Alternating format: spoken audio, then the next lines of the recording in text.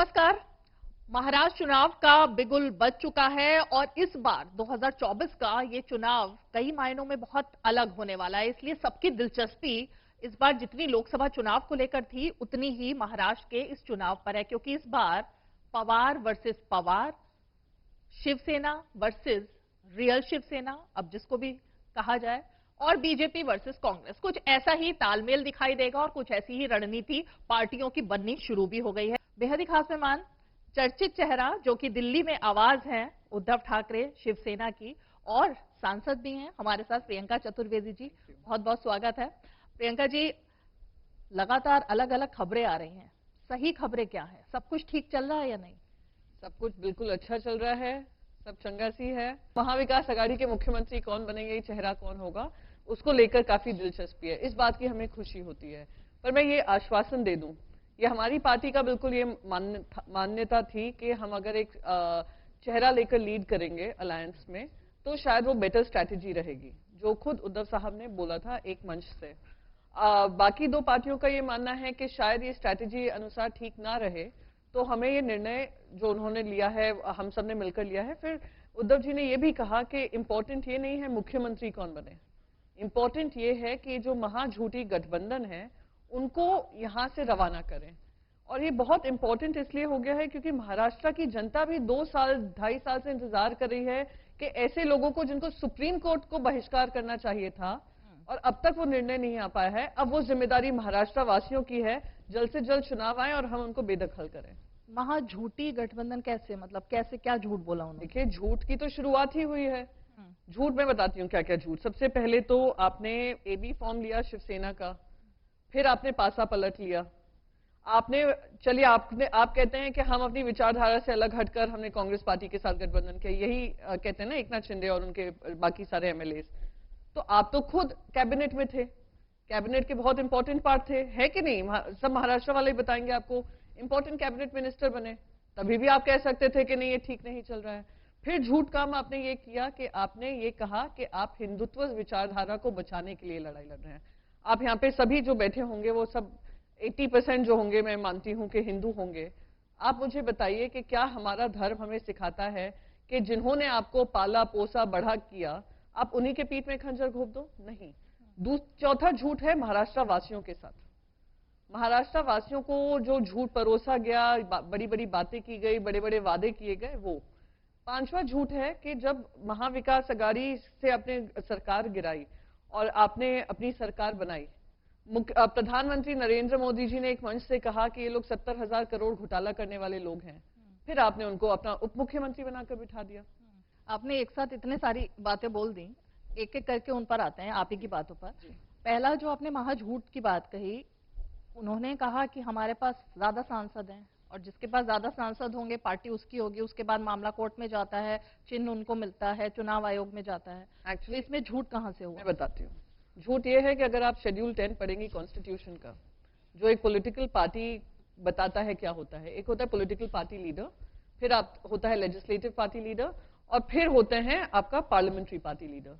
वो सारा निर्णय पॉलिटिकल पार्टी लीडर लेते हैं, वो 30 लोग इकट्ठा होकर नहीं निर्णय लेते हैं। पहली बात ये। तो पहला झूठ मैंने आपको बता दिया कि अगर 10-30 एमएलएज भी जुट जाएं, सांसद भी जुट जाएं, उसका मतलब ये नहीं है कि जो कर रहे हैं वो आधिकारिक है या संवैधानिक है। दूसरा झूठ मैं आपको बताती हूं कि अगर आप 2/3 से ज्यादा दूसरी पाले में चले भी गए हैं, तो एंटी डिफेक्शन लॉ कहता है कि आप ये 2/3 जो हैं इस्तीफा दें पार्टी से और नए चुनावी सिंबल पे आप लड़ाई लड़ें। वो आपने वो भी बाईपास किया, आपने कहा नहीं ये पार्टी हमारी। अब तीसरी बात, जिस तरीके से सिंबल और पार्टी नाम दे दिया गया, मैं फिर से जनता को बताना चाहती हूं, ये decision election commission of India का था। इलेक्शन कमीशन ने किस आधार पर लिया? इलेक्शन कमीशन का मैंडेट ये है कि आधार सिर्फ जो लोग जो इलेक्टेड रिप्रेजेंटेटिव हैं सिर्फ वही पॉलिटिकल पार्टी नहीं बनाते हैं। एक पॉलिटिकल पार्टी बनने के लिए हजारों कार्यकर्ताओं की मेहनत होती है, ऑफिस बेरर्स होते हैं, संगठन में मंत्री होते हैं, संगठन के संयोजक होते हैं, संगठन में सचिव होते हैं, उन सबका 2/3 स्प्लिट होना चाहिए, तब मान्यता दी जाती है किसके हाथ में पार्टी सिंबल। मैं आपको झूठ, क्योंकि आपने कहा नहीं, एक सेकंड मुझे कंप्लीट कर लेने दीजिए प्लीज, इट्स वेरी इंपॉर्टेंट, क्योंकि बहुत झूठ परोसा जाता है कि इलेक्शन कमीशन ने दे दिया, उसको भी हमने चैलेंज किया है। क्योंकि 2/3 से ज्यादा अगर हम पार्टी काडर देखें, ठीक है इलेक्टेड रिप्रेजेंटेटिव्स आपके, पर 2/3 से ज्यादा जो कार्यकर्ता हैं, ऑफिस बेयर्स हैं, हमारे साथ हैं। तो किस आधार पर इलेक्शन कमीशन ने लिया? उम्मीद है सुप्रीम कोर्ट उस पर निर्णय लेगी, आज नहीं तो 30 साल आगे जाकर, पर आप जनता की अदालत निर्णय लेगी कि क्या सही है क्या गलत। आपने बिल्कुल सही पॉइंट्स उठाया। यही तो सवाल है कि ये पार्टी तो बाला साहब ठाकरे की थी ना, उद्धव ठाकरे की नहीं थी। और बाला साहब ठाकरे के नीचे जितने भी लीडर्स थे सबने पार्टी को खड़ा किया। ये उनकी दलील है। Let me correct you. ये उनकी दलील है कि ये विरासत की पार्टी नहीं थी, ये बाला साहब ठाकरे की पार्टी थी। बाला साहेब ठाकरे जी की पार्टी थी। बाला साहेब ठाकरे जी, हिंदू हृदय सम्राट बाला साहेब ठाकरे जी ने उनने एक दशहरा रैली में बकायदा ये जिम्मेदारी सौंपी थी उद्धव बाला साहेब ठाकरे जी को। ये इतिहास में रिकॉर्डेड है, और सिर्फ इतिहास में ही नहीं, क्योंकि दशहरा रैली में उन्होंने कहा ये नहीं हुआ था। सारे नेतागण, please understand, her political party एक संविधान के तौर तरीके से चलती है। पार्टी का जो कॉन्स्टिट्यूशन है उसके आधार पर चलती है, और उस कॉन्स्टिट्यूशन का नियम कानून का पालन कर उद्धव बाला साहेब ठाकरे जी को घोषित किया था पार्टी लीडर। क्या बात करें ये लोग कि विरासत की पार्टी नहीं है? विरासत की पार्टी नहीं है, ये बात सही है, पर साथ ही साथ उनको ये जिम्मेदारी दी गई है, और ये खुद उसमें एकनाथ शिंदे जी शामिल थे। किसी पार्टी के नेता को जब चुनकर भेजा गया है, उनके साथ गद्दारी नहीं करनी चाहिए। तो ये बाला साहब ठाकरे के विचार थे कि कांग्रेस के साथ हाथ मिलाया जाए? बाला साहेब ठाकरे जी ने एक राजनीतिक पक्ष बनाया था। उस राजनीतिक पक्ष के अनुसार राजनीति में हमने 25 साल का अलायंस धर्म निभाया भारतीय जनता पार्टी के साथ, 30 साल, लगभग 30 साल। अब अलायंस का धर्म क्या कहता है? अब आप मुझे बताइए, एक नेशनल पार्टी है भारतीय जनता पार्टी, उनके उतार में, चढ़ाव में, सही समय में, बुरे समय में, अच्छे वक्त में, बुरे वक्त में शिवसेना उनके साथ हाथ में हाथ मिलाकर खड़ा था या नहीं खड़ा था? खड़ा था। अब से हमेशा हमारी मांग ये रही कि दिल्ली में आप करेंगे, महाराष्ट्र में हम करेंगे, संभालेंगे। आप बिहार में कर सकते हैं, आप सिंगल लार्जेस्ट पार्टी बनेंगे, पर आप नीतीश कुमार को बना सकते हैं। आप पंजाब में कर सकते हैं। हमने आपसे क्या मांगा था? हम अपना अलायंस का धर्म निभाते रहते। आपसे क्या मांगा? क्या ये धर्म कहीं हमसे कहता है कि चलिए कब आप सत्ता में ना आए? राजनीतिक पक्ष है। हाँ, जब पूरी मांग ये थी तो बाला साहेब ठाकरे जी ने ये नहीं कहा था कि अगर ऐसा समय आए जब आप अलायंस का धर्म निभाते रहो और ये अधर्मी बन जाएं, तो आप साथ में अधर्मी बनना। उन्होंने कहा अपना धर्म निभाना, और हमने राजनीतिक धर्म जो होता है हमने पूरी तरीके से निभाया है। और क्योंकि उन्होंने सामने से अधर्म काम किया है, उनको सबक सिखाने, जो बाला साहेब ठाकरे जी कहते थे लड़ाईचा न्याय, लड़ाईचा, वो लड़ाई हम लड़ रहे हैं। चलिए, तो ये एक्चुअली क्या है ना प्रियंका जी, इस पर तो 2 साल से लगातार बहस चल ही रही है। तो अब मैं थोड़ा सा इससे आगे बढ़ती हूँ, क्योंकि इस पर एक बार लोकसभा का चुनाव भी हो चुका है। तो मतलब ये इमोशनल कार्ड कब तक चला जाएगा कि मतलब गद्दारी की या पार्टी छीनी? हमेशा जनता के बीच अब बार बार उसी को रिपीट करेंगे? हमने तो जनता के बीच में बहुत सारे काम भी रखे हैं, और बात इमोशनल कार्ड की नहीं है। आपको ये देखना होगा कि देश की जनता इमोशन पर के आधार पर वोट भी करती है, और आज एक इमोशन, रनिंग इमोशन स्ट्रांग है। और मैं आपको बताऊं, ये सिर्फ गद्दारी का नैरेटिव नहीं है। गद्दारी का नैरेटिव ये हमारे इतिहास से जुड़ा हुआ है, महाराष्ट्र के इतिहास से जुड़ा हुआ है कि जिसने महाराष्ट्र के साथ गद्दारी की उनको महाराष्ट्र वासियों ने सबक सिखाया है। छत्रपति शिवाजी महाराज के समय से है, वो हमारे आराध्य देव हैं, और उन्होंने जब कर सकते हैं कि अधर्मियों को धर्म सिखा सकते हैं, तो हम तो बहुत छोटे मोटे उनकी आज्ञा का पालन करने वाले लोग हैं, और वो हम करेंगे। आप कहें इसको इमोशनल कार्ड कहें, आप कहें महाराष्ट्र की संस्कृति के साथ जो गद्दारी हुई है उसके खिलाफ लड़ाई लड़े, हम वो लड़ाई लड़ेंगे, और हम लोग उसमें सक्षम हैं। रही बात दूसरी चीज मैं आपको बताती हूँ, मैं बार बार कहूंगी, ये गद्दारी सिर्फ एक पक्ष के साथ नहीं हुई है, ये एक विचारधारा के साथ हुई है। तीसरी चीज कहूंगी, महाराष्ट्र ने कभी भी, इतिहास में कभी भी, हमेशा खुले हाथ से दिया है, और ये सोचकर दिया प्रगति अगर महाराष्ट्र कर रहा है पूरे देश को करना चाहिए। पर अगर वहां से एक फरमान आता है, दिल्ली से फरमान आता है कि बहुत इन्होंने दे दिया, अब यहां से सारी चीजें हटाओ, यहां पे बेरोजगारी कर लो, यहां से हमारे जो बिजनेसेस हैं वो हटा लो, हमारी इंडस्ट्रीज हटा दो, हम उनके ऊपर निर्भर हो जाएं, दिल्ली के ऊपर निर्भर हो जाएं, वो महाराष्ट्र नहीं सहन करने वाला। देखिए, हर 1 रुपया जो महाराष्ट्र वासी भेजता है उसका हमें 8 पैसा वापस मिलता है। हम कहीं भी, मैं नहीं मानती हूं कि किसी के मन में ये शंका होती होगी कि हमें क्यों कम मिल रहा है। बिल्कुल नहीं। हम कहते हैं हमारी प्रगति हो रही है, हम उस प्रगति में शामिल हैं, हमारा देश प्रगति की ओर बढ़े। जो राज्य में कम है उस राज्य में हमारा भरपूर पैसा जाए। पर अगर हमारे ही साथ नाइंसाफी होने लग जाए तो यहां ये भी एक बड़ा इमोशनल कार्ड है। भारतीय जनता पार्टी जो निर्णय ले रही है वो महाराष्ट्र के हित में डबल इंजन के अनुसार नहीं ले रही है। Am I very clear on this? वो अपने अनुसार ले रही है। कैसे एक राज्य को कमजोर करो और उनको निर्भर करो उनके निर्णय पर। महाराष्ट्र में आपको यही अपना इतिहास बता रही हूं, महाराष्ट्र का ये है कि हम उनके निर्णय पे अपना निर्णय नहीं लेते हैं। तो आप समझ रही हैं अंतर क्या है? Confusion I don't want in anyone's mind. तो ये जो भेदभाव शुरू हुआ, बीजेपी ने जो भेदभाव आपके अकॉर्डिंगली शुरू किया, ये कब से शुरू किया? जब से ये सरकार बनी या जब उद्धव ठाकरे की सरकार थी तब? कब शुरू हुआ ये भेदभाव? वो भेदभाव मैं मानती हूं तब से शुरू हुआ जब से पहले एक विपक्ष की सरकार बनी। कोविड के समय पे काफी लोगों ने देखा है किस तरीके से वैक्सीन को लेकर, और मैं आपको एक खुली चुनौती दे सकती हूं कि कभी उद्धव साहब ने ये कहा होगा एज अ मुख्यमंत्री, एज अ चीफ मिनिस्टर, कि मैं प्रधानमंत्री का बहिष्कार कर रहा हूं या मैं प्रधानमंत्री की बात नहीं सुनूंगा। जो प्रधानमंत्री जी कहते थे, हर मीटिंग में शामिल हुए, वो कहते थे ये करना है, हमने काम किया, क्योंकि हम मानते हैं कि कोऑपरेशन में, हम कन्फ्रंटेशन में विश्वास नहीं रखते हैं। पर उसी समय महाराष्ट्र में हम देख रहे थे कोविड के कार्यकाल में जो विपक्ष में बैठी बीजेपी थी वो आए दिन गवर्नर हाउस में समोसा चाय तो खाते थे, फिर प्रोटेस्ट भी करते थे कोविड के समय पर। और ऐसे उन्होंने आरोप लगाए बहुत सारे मुद्दों पे जो बेबुनियाद साबित हुए। हम कोऑपरेशन की बात करते हैं, आप कन्फ्रंटेशन की बात करते हैं। फिर आपने इसी महाराष्ट्र में 2 राज्य स्तर की पार्टी में फूट डाली। फिर आपने पवार वर्सेस पवार, यानी एक बहन को लड़ा दिया अपनी भाभी के साथ।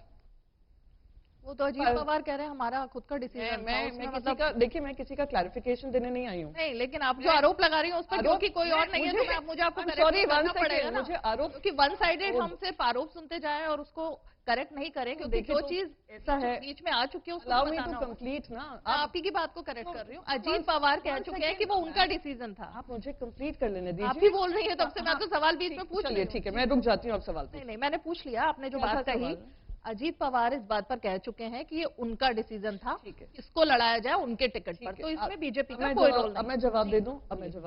आप कह रही हैं मैं आरोप लगा रही हूं कि मैं आरोप लगा रही हूं। मैं आपसे पूछ रही हूं कि अगर आज एक पार्टी टूटी जो 70,000 करोड़ का घोटाला में शामिल थे, फिर पार्टी टूट जाती है, उप मुख्यमंत्री किसके निर्णय पे बनते हैं? अजीत पवार जी के निर्णय पे बनते हैं या केंद्र सरकार में अमित शाह जी जो चाणक्य अपने आप को बोलते हैं उनके निर्णय पे बनते हैं? आप मुझे बताइए। मुख्यमंत्री आरोप क्या है? मेरा आरोप इसमें क्या है? आज अगर कोई उप मुख्यमंत्री बनकर आ रहे हैं जिनको आपने कुछ ही दिन पहले कहा ये तो 70,000 करोड़ के घोटाले में शामिल हैं। दूसरा आपको एग्जांपल देती हूँ। इतने उनके साथ जो गए, उनके ऊपर ईडी केसेस थे, वो सब बंद हो गए। वो क्या अजीत पवार के डिसीजन पे है या केंद्र के हिसाब से है या भारतीय जनता पार्टी की मिली हुई रणनीति है? कोई आपके बगल में आकर डेप्यूटी चीफ मिनिस्टर बन जाएगा तो क्या आप कहेंगे कि अजीत पवार जी का डिसीजन है?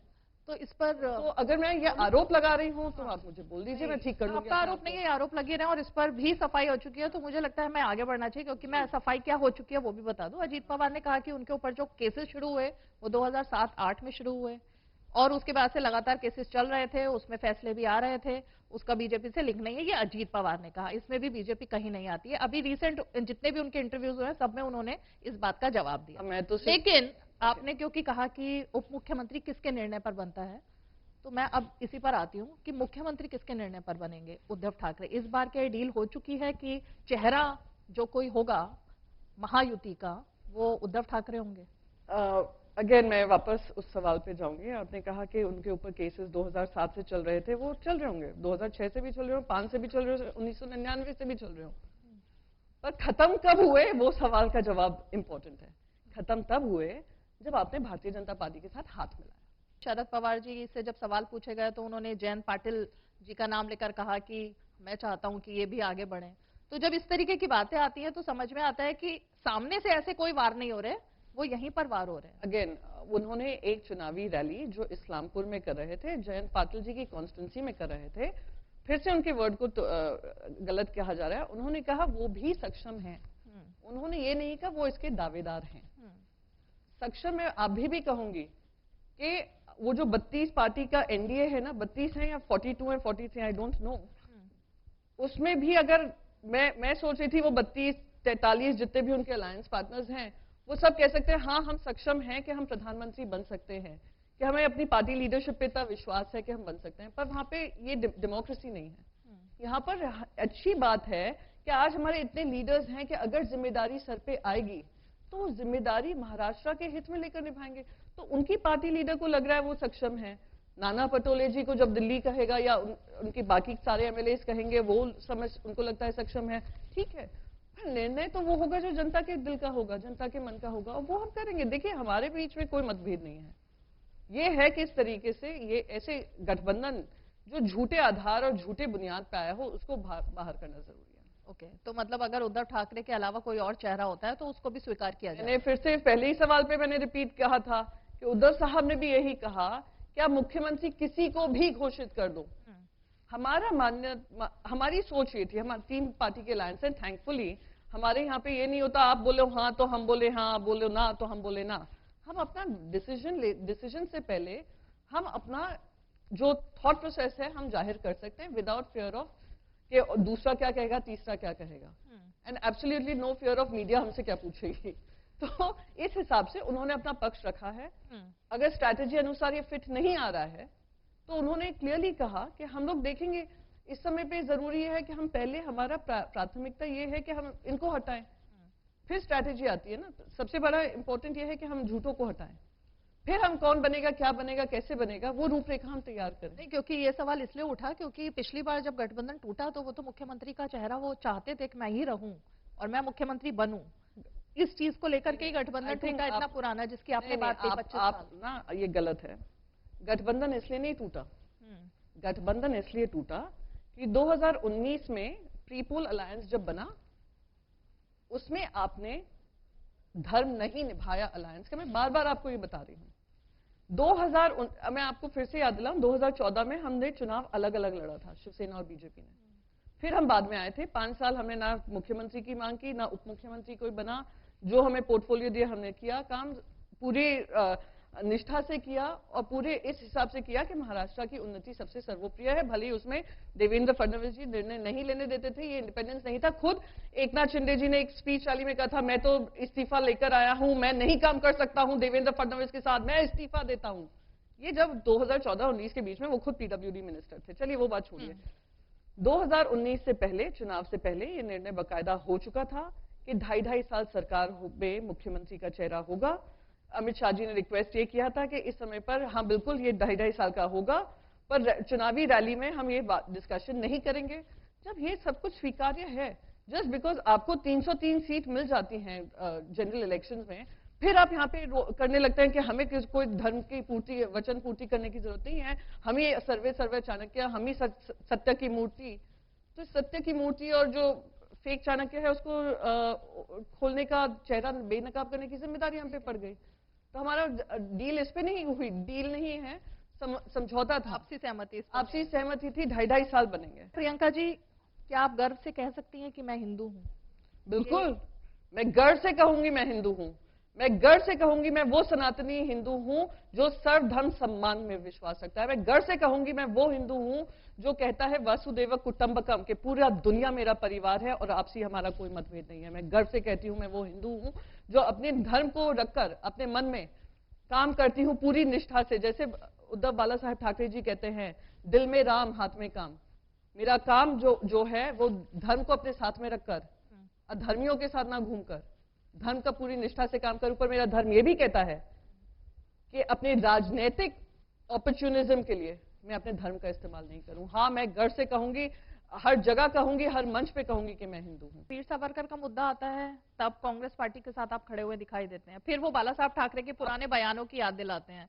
फिर जब कुछ भी इस तरीके की बात आती है, मराठा आरक्षण हो या मराठी अस्मिता हो, उन सब मुद्दों पर उनको लगता है आपने पुरानी सारी बातें छोड़ दी। क्या छोड़ी है आप? अच्छा चलिए शुरू करती हूँ मैं वीर सावरकर जी से। मैं आपके शो पे कहकर जा रही हूँ, आज तक भारतीय जनता पार्टी 10 साल से है सरकार में, सिंगल लार्जेस्ट पार्टी मेजोरिटी। हम कहते हैं उनको भारत रत्न से नवाजिए। 10 साल से पहले क्या, हम पहले से कह रहे हैं, अभी भी कह रही हूँ, कहकर जा रही हूँ, हमने मांग की है। क्या हुआ उसका? कभी आपने शिंदे के मुंह से सुना है कि हमें भारत रत्न चाहिए? क्या बात कर रही है सावरकर जी को लेकर, वीर सावरकर जी को लेकर? हाँ, एक बात है कि उनका विचार अलग था, कांग्रेस पार्टी का कुछ बात कही गई थी, पर हमें उस मंच पे रहकर हमें जो करना था, आपने कभी सुना है उनको कुछ बोलते हुए पिछले 10-12 महीने 16 महीने से? नहीं, अभी अरे एक महीने पहले कर्नाटक ने बोला, कर्नाटक के मंत्री कर्नाटक के मंत्री ने हाँ। ये नहीं कहा, वीर सावरकर जी को टिप्पणी लेकर नहीं कहा, उन्होंने कहा वीर सावरकर जी के बारे में भ्रम फैलाने का काम भारतीय जनता पार्टी करती है। आप उनका स्टेटमेंट सुनिए, मेरे हिंदू धर्म को भारतीय जनता पार्टी की राजनीति से जोड़िए मत, क्या उसको उस ढांचे में डालिए मत।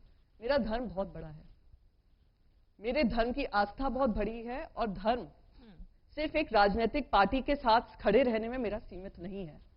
हमारे राम मंदिर का इतिहास 1980 के दशक से नहीं शुरू हुआ जब से बीजेपी बनी, हमारे ये 500 साल की लड़ाई है।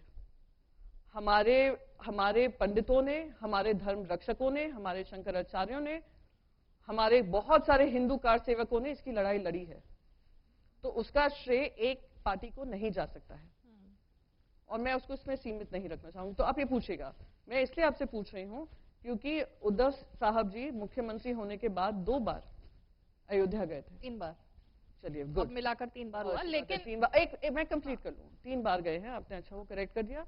और हमारा पहला राजनीतिक पक्ष होगा जिसने खुलकर रामलला जी के जब दर्शन किए थे और जो मंदिर का घोषणा हुई थी, हमने उसके लिए एक भव्य मंदिर के लिए हमने डोनेशन दिया है। तो मेरे हिंदू धर्म को ना एक भारतीय जनता पार्टी के अलायंस में मत सीमित। ठीक है, थैंक यू। ये सवाल मैंने इसलिए पूछा था क्योंकि वक्त की अब बाधा है प्रियंका जी, अब रैप अप करना है आपको, हमें खत्म करना होगा, लेकिन ये सवाल पूछने के पीछे मंशा यही थी क्योंकि आपने पहले ही सवाल के जवाब में बोला कि मैं हिंदू हृदय सम्राट बाला साहब ठाकरे की पार्टी, तो वो हिंदू शब्द ना वो जुड़ा हुआ है आपकी पार्टी से, इसलिए मैंने गर्व से कहा। पूछना पड़ता है कि जब ये कंट्रोवर्सी पड़ता है, मुझे दुख इस बात का होता है और सवाल खड़े होते हैं तो सफाई देनी पड़ती है। एक सेकंड रीमा जी, ऐसा है, मुझे सफाई देने की जरूरत नहीं है, और मैं आपको ये कॉन्फिडेंटली कह सकती हूँ, कोई महाराष्ट्र वासी के दिल में ऐसा नहीं होगा कि हमने हिंदू धर्म को छोड़ा। मुझे दुख इस बात का होता है कि ये लोग, चुनिंदा लोग जो अपने राजनीतिक मंशा के पीछे, राजनीति के चलते पार्टियों को सर्टिफिकेट देने लगते हैं कौन हिंदू कौन नहीं हिंदू, सवाल हमसे पूछे जाते हैं, बल्कि सवाल इनसे पूछना चाहिए। हिंदू होकर भी आपने राम मंदिर के जब उद्घाटन में हमारे शंकराचार्यों को क्यों दूर रखा, हमारे देश की राष्ट्रपति को क्यों दूर रखा? मैं आपको फिर से दोहराऊंगी कि Shiv Sena is not answerable to BJP and Shiv Sena is answerable to the people of the state. ठीक है, और उनके कहने से मैं हिंदू हूं और मुझे बार बार चीख कर प्लेटफॉर्म से बोलना पड़ेगा, मैंने आज कह दिया है, पर मुझे कहने की जरूरत नहीं है। मेरा विश्वास शायद उनसे ज्यादा होगा, पर मेरा विश्वास मेरी राजनीति से नहीं जुड़ा है। ठीक है, क्योंकि मैं नहीं चाहती कि चैनल पर कुछ गलत बयानी और गलत चीज जाए, इसलिए सिर्फ करेक्ट कर रही हूँ खत्म करते हुए कि शंकराचार्य जी का जो मुद्दा था उस पर भी क्लैरिफाई हो चुका था। राष्ट्रपति जी का जो एक कोड ऑफ कंडक्ट और जो डेकोरम होता है उसके तहत वो भी, इस पर बहुत बार डिबेट भी हो चुका है। नहीं, आप गलत कह रही हैं। अगर कोड ऑफ कंडक्ट नहीं, अगर कोड ऑफ कंडक्ट की आप बात कर रही हैं, आई एम सॉरी, अगर कोड ऑफ कंडक्ट की आप बात कर रही हैं यहाँ पर रहकर, तो मैं पार्लियामेंट्री कोड ऑफ कंडक्ट भी बता दूं कि she is the head of the parliament also. वो पार्लियामेंट के इनॉग्रेशन में भी नहीं थी, ये मैं आपको यहाँ से कहकर जाऊँ, सिंस आप फैक्ट चेक कर रही हैं। हमने बहुत बार डिबेट की, लेकिन चलिए बहुत बहुत शुक्रिया फैक्ट चेक कर रही हूँ। प्रियंका जी, बहुत बहुत शुक्रिया इस बेबाक बातचीत के लिए, और बेस्ट ऑफ लक, क्योंकि चुनाव में आपने इतनी सारी बातें कही। अब ये तो जनता को तय करना है असली शिवसेना कौन है, और वो जनता की अदालत में भावनात्मक कार्ड के साथ चलती है या फिर की सरकार जो योजनाएं बता रही है उनके साथ। बहुत बहुत शुक्रिया, थैंक यू।